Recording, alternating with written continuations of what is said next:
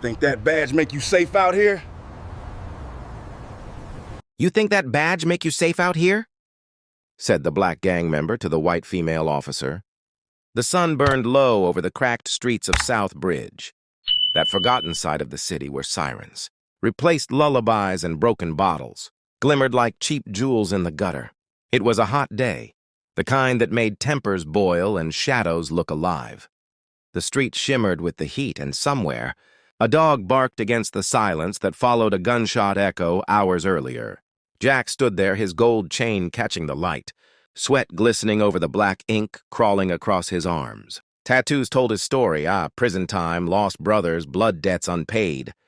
His white vest was spotless, like a flag of defiance against the dirt of the world he lived in. His pants hung loose, and the weight of the pistol at his waist was as natural to him as breath. Across from him stood Officer Savannah Cole. She was new to this district. Too clean, too calm, too sure that her badge meant something here. Her black uniform fit sharp and straight, her face unreadable under the glare. But behind her eyes was the flicker of doubt. She'd seen enough already, a city decaying from the inside out, where law meant nothing without respect. And respect was something you had to take. The moment froze between them like the air before a storm. Jack's words cut through that silence, hanging heavy and slow like smoke that wouldn't clear. That badge, it wasn't armor. Out here it was bait. Savannah didn't move. The sun poured down and the sound of traffic faded into a distant hum. She could smell the tar, the oil, the faint scent of marijuana drifting from the alley. Somewhere a radio played old-school rap, low, gritty, full of pain and pride. The city was alive, and it was watching. Jack's crew lingered in the shadows, their eyes sharp, their smirks lazy but dangerous. They didn't need to say anything. Jack was the kind of man who spoke for everyone behind him, the kind who believed he ran his corner, because in his world he did. Savannah's backup hadn't arrived. Dispatch was slow in this district. They always were. Maybe they didn't care. Or maybe they knew better than to rush in where the line between cop and corpse blurred. She was alone, and for the first time since putting on that badge, she could feel what it really meant. Not authority, not justice. Just wait.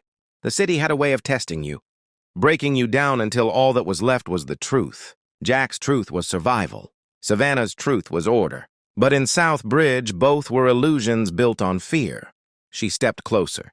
The dust lifted under her boots, sunlight flaring off her badge. Jack's eyes never left hers. In that silent standoff, something old and ugly passed between them. The kind of understanding that only people on opposite sides of power could share. Jack wasn't just some street hustler. He was a product, molded by poverty, fed by violence, hardened by betrayal. Savannah wasn't just a cop. She was a believer, molded by discipline, fed by ambition, hardened by the system that sent her here. Different roads, same destination. And the street, that hot, cracked piece of forgotten ground, was where those roads crossed. That afternoon ended without blood. No shots fired, no cuffs snapped, but the encounter left a scar, unseen but deep. Savannah drove away, heart pounding, palms slick. Jack watched her go, jaw tight, gold chain glinting in the sun. He knew that look in her eyes. It was the look of someone still holding on to rules that didn't work here. The kind of rules that got you killed. The next days rolled by slow and strange. Savannah couldn't shake the image of Jack, the calm in his eyes. The way he looked at her like he already knew how her story would end. She started driving through South Bridge more often, watching, learning, trying to understand the rhythm of the place. But the deeper she looked, the more she realized how deep the rot went. Every alley whispered deals. Every corner watched her car pass. The badge didn't make her safe, it made her visible. A target. Jack saw her again one evening, parked across from the liquor store where his crew met up. The setting sun painted the sky red, like the city itself was bleeding. He knew she wasn't here for a bust. She was watching, studying, trying to understand a world that didn't want to be understood.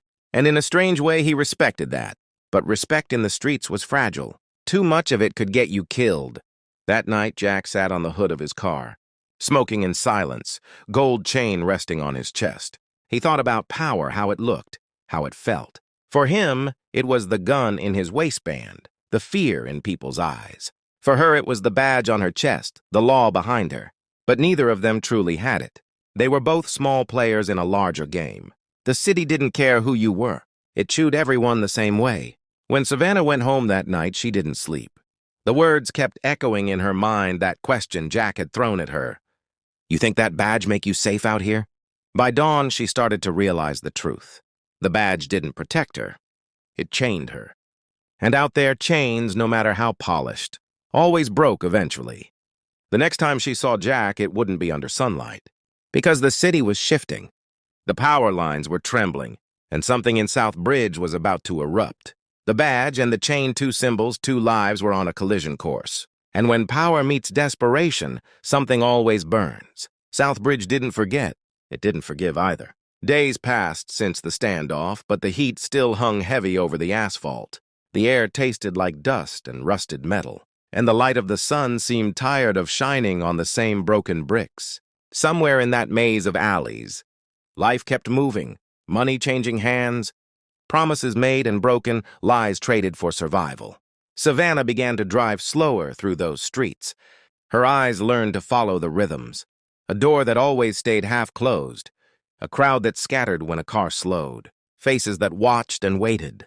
The city had a heartbeat of its own, steady and cruel. At the precinct, no one wanted to hear her stories about South Bridge. Too complicated. Too dirty. The reports got filed, the paperwork stamped, and the next call came through. She started to realize that the city wasn't just divided by race or money. It was divided by who cared and who pretended not to. Jack lived on the other side of that line. His name carried weight on the corners. Not the kind that came from violence alone, but from memory. People still whispered about what he'd done for the crew when times were bad. The gold chain on his neck wasn't jewelry. It was proof of what he'd survived. But survival had a cost, and the debt always came due. The younger boys around him wanted power fast. They didn't understand that power, once tasted, demanded loyalty like a god. Jack watched them brag, hustle, and fade into the noise, and he knew most wouldn't see another summer. One evening, he stood on the roof of an abandoned building, looking down at the blocks that had raised him.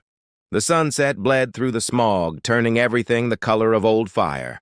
Down below, Savannah's squad car rolled past slow. She didn't see him, but he saw her. The same steady look.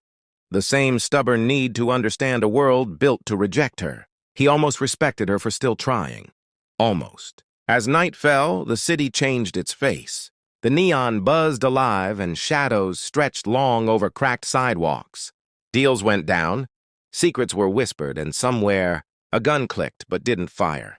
Savannah started feeling the weight of favors owed. People who wanted something in exchange for silence. Officers who looked away when the wrong car drove past. Corruption wasn't a single act. It was a quiet trade that spread like smoke. The deeper she reached for justice, the more the system swallowed her hand.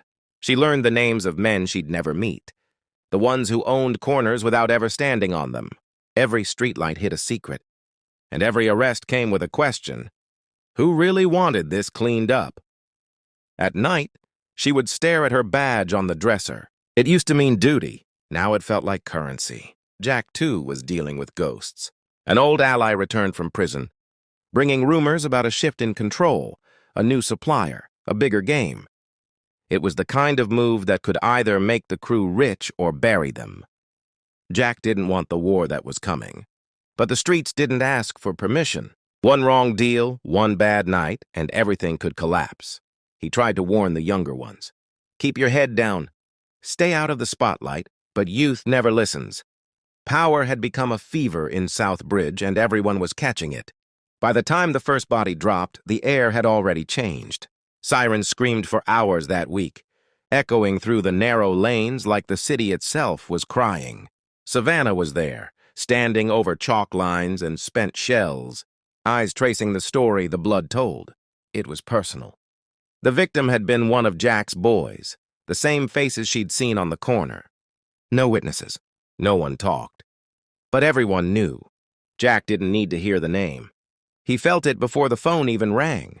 That night, he walked alone through the block. No crew, no chain, just the sound of his boots on the pavement. The heat had broken, replaced by wind that carried the smell of rain. The city looked cleaner under the dark, but that was a lie. The dirt had only gone deeper. He thought about the badge, about the woman behind it. He thought about the game, how it owned both of them in different ways. Power wasn't about strength anymore. It was about who could endure the guilt longer. Savannah saw him again 2 nights later at a distance. Flashing lights painted the walls blue and red. He was standing near the tape, silent, watching her work. The wind tugged at his vest. Their eyes met for a heartbeat, and something passed between them. Not threat, not trust, just understanding. They were both losing to the same machine. When she went back to her car, she found a piece of paper under the wiper. No name, just an address. It led to a warehouse on the edge of the district, a place that didn't exist on maps anymore. Inside, she found the evidence no one wanted her to see. Money stacked behind false walls, ledgers with police initials, lists of payouts. The line between badge and chain vanished in that dim light. She stood there a long time, breathing the dust of truth. The air felt heavier, the kind of weight that couldn't be lifted without consequence. By dawn, the rain came. It washed over the streets, carrying the city's sins toward the river. Jack watched from his window, the storm reflected in his eyes. Savannah sat in her car across town, soaked and sleepless, the badge lying cold on the passenger seat. They had both seen too much to go back. And somewhere in the middle of that storm, South Bridge seemed to whisper, "Power doesn't protect, it consumes." The city remembered everything. The city was waiting for the next move. Morning came without color. The sky hung low, washed in gray, and the streets glistened with the leftover rain from the night before. South Bridge looked cleaner for a moment. But that was the city's trick. It washed the blood off the surface, not the soul. Beneath the puddles and the quiet, something ugly had begun to move. Savannah sat in her car, staring through the windshield fogged by her own breath. The badge sat beside her again, the metal cold and heavy. She had driven all night without purpose, trying to outrun what she'd seen in that warehouse. The proof that everything she believed in was built on rot. Her hands trembled, not from fear but from clarity. The weight of truth was heavier than any weapon she'd ever carried. At the precinct, faces smiled too easily. She noticed the small things now. Glances that shifted when she entered the room. Folders that disappeared before she could read them. Conversations that stopped mid-sentence. The city wasn't just corrupt. It was organized. Every level had someone pulling strings, keeping the machine oiled with fear and silence. She thought about exposing it. She even typed a report. But when she hit save, her screen went black. The file vanished. No trace, no record. It was a warning, and she understood it. Some truths couldn't be written down. Jack, meanwhile, was drowning in his own kind of silence. His block had turned cold. The younger ones kept their distance, whispering behind him. Word on the street was that he had gotten soft, that he'd been seen too close to cops, too far from the hustle. In the streets, reputation was blood. Once it leaked, you either bled out or started cutting deeper to stop it. But Jack didn't move. He stayed quiet, watching, waiting. The rain had cleaned the corners, but the air smelled like tension. A war was brewing, not over drugs or money, but over control. The power vacuum left by the murder in Chapter 2 had opened a space that everyone wanted to fill. Jack didn't want the crown anymore. He'd worn it too long, but the streets never let go of their kings. The same night Savannah discovered her report erased, Jack got a visit. A car rolled up slow, lights off, windows tinted. Inside were men who didn't belong to his crew. Clean suits, sharp watches, soft voices. The kind of men who worked behind the badge, not against it. They didn't ask for loyalty. They demanded silence. They offered Jack protection, money, territory, everything he'd fought for, but without the blood. All he had to do was cooperate, keep things calm, keep Savannah distracted. He didn't answer. But silence in this city meant consent. The deal was made without words. That night he dreamed of fire. Not the kind that destroyed, but the kind that revealed. Flames licking through the dark, showing what had always been hiding underneath. He woke before dawn, heart pounding, sweat cold on his skin. The city outside was still sleeping, but it was a restless sleep. Savannah kept working, though it wasn't really work anymore. It was survival. Every call she took led her closer to corners she wasn't supposed to reach. Every file she opened had pieces missing. She was surrounded by people who smiled with their mouths and lied with their eyes. The deeper she looked, the clearer it became. The line between the badge and the chain had already disappeared. Jack's world and hers weren't opposites anymore. They were reflections. One enforced the other. She drove past his block again one evening, slow enough to catch his shadow in a doorway. He didn't move. Neither did she. For a moment, the city held its breath. Two figures caught in the same current, both pretending they weren't drowning. That night, she made her choice. She didn't tell anyone. She just drove back to that warehouse with a single match in her pocket. Power doesn't break quietly. It burns. The fire started small, a single breath of orange against the dark. But within minutes, the warehouse was alive with it, smoke curling toward the stars. The heat cracked the windows, melted the lies, turned paper into ash. It was beautiful and terrible all at once, the sound of truth erasing itself. Jack saw the glow from blocks away. He knew what it meant before the sirens began to wail. Savannah had crossed the line completely. She had stopped believing in systems and started believing in consequences. By morning, the news was everywhere. Arson, missing evidence, suspicion of an inside job. But no one said her name. The city protected its own, even when it destroyed them. Jack found her later that day, not face to face, but in the reflection of the news broadcast playing in a corner store window. Her photo flashed for 2 seconds, grainy, unsmiling, eyes tired. Under investigation, the caption read. He didn't know why it hit him so hard. Maybe because she'd done what he never could. She'd destroyed the machine instead of serving it. But in Southbridge, destruction always came with interest. That night, Jack's car was found riddled with bullets. No body, just the car. People said he was gone, disappeared, taken by the same shadows he'd once commanded. Others said he'd fled the city, heading somewhere without borders or names. Savannah was suspended 2 days later. No trial, no appeal. She packed her things in silence, the badge left behind on the desk. When she walked out of the precinct for the last time, the city looked different. The air was clearer, quieter, but it wasn't peace. It was aftermath, the calm that follows a confession no one heard. Power had moved again, like water finding new cracks. Someone else would rise, someone else would fall. The cycle was older than both of them. That night, as Savannah stood on the same street where it all began, she felt the truth in her bones. The badge and the chain, two sides of the same curse. Both shiny, both heavy, both meant to control. The sun was setting again, the same way it had that first day, painting the street gold and red. She looked at the light and thought of Jack, the man who had asked the question she'd finally answered. Power doesn't protect, it owns. And once it owns you, it never lets go. The city whispered around her, alive and endless. Somewhere in the distance, a gold chain swung from a rear-view mirror, catching the dying light. And Southbridge, the city that remembered everything, stayed silent, watching, waiting. Because in the end, power never disappears. It just changes hands. The fire was weeks old, but Southbridge still smelled like smoke. Not the kind that came from wood or wire, but the kind that clung to memory. The scent of something that once mattered. Burned down to the truth. The city moved on, pretending nothing had changed. The corners filled again, the lights came back on, and the hum of engines swallowed the sirens. But beneath the new layers of paint and promise, the cracks stayed open. Savannah lived quiet now. The uniform was gone, the badge locked away in a drawer she never opened.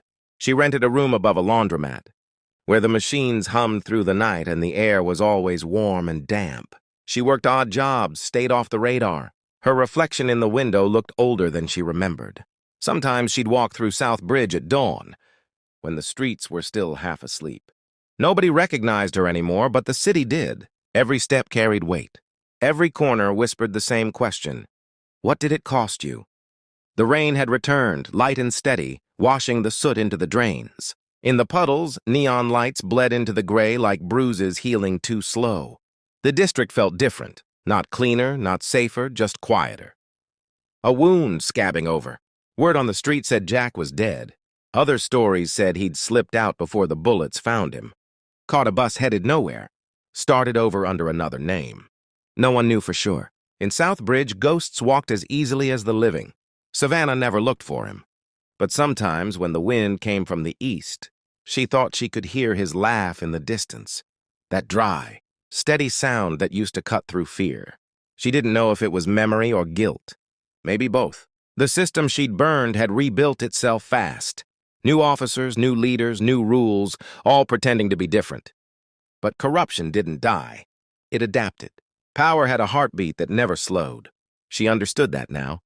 You could burn the house, but the foundation stayed. One morning, months later, an envelope arrived at the laundromat. No return address, just her name written in block letters. Inside was a single photograph, a gold chain, hanging from a rearview mirror, sunlight spilling across it. Beneath it, 2 words scribbled in pencil. Still watching. She didn't know if it was a warning or a promise. Either way, she folded it once, slipped it into her pocket, and went back to work. The machines kept spinning, water rushing, gears turning, a perfect rhythm of something that never stopped. That night she walked down to the river. The water was black and restless, carrying pieces of the city toward the sea. She dropped the badge into it, watched it vanish without a sound. For a moment she felt lighter. Not free, but lighter. Across town, another badge was pinned to another chest. Another oath was spoken with conviction that would fade in time. Another young officer would drive the same streets, see the same faces, and believe they could change something that wasn't meant to change. And somewhere else, a gold chain swung beneath a dim streetlight, catching the faintest reflection of the moon. A man's shadow moved behind it, older, slower, quieter. The city had taken everything from him but breath, and he guarded that like treasure. Jack had survived after all. Not alive in the way people mean it, but still moving, still part of the rhythm. He had learned that survival wasn't victory. It was penance. The streets that once bowed to him now ignored him, but that was fine. Power had left scars he no longer wanted to show. He watched the skyline from a distance, the glass towers glowing against the night. Somewhere up there, deals were being made, laws twisted, names erased. Down here, life went on, raw, unfiltered, real. He smiled, not because it was funny, but because the game never changed. Only the players. The city would always feed on its own. As the night deepened, thunder rolled far away. Jack lit a cigarette, the flames small against the darkness. Smoke curled upward, dissolving into the air like confession. He thought of Savannah, the fire she'd started, the courage it took to burn her own side. Maybe she was right. Maybe destruction was the only form of justice left. But he also knew this. Even fire dies when there's nothing left to consume. The first raindrop hit his hand, cool and clean. He looked up at the sky and let the rain wash the ash from his skin. Somewhere in that sound, the steady rhythm of water on concrete, he heard peace. Not redemption, just peace. Back across the river, Savannah closed her eyes and listened to the same rain. The city spoke to both of them in the same language. A low hum, endless and unforgiving. Power had burned them both, but in different ways. One lost his crown, the other her faith. And between them lay South Bridge, still breathing, still waiting, still hungry. Because in this city, nothing ends. It only changes shape. So, moral of the story, power doesn't belong to those who hold it. It owns them. Every badge, every chain, every title, just another reflection in the same dirty mirror.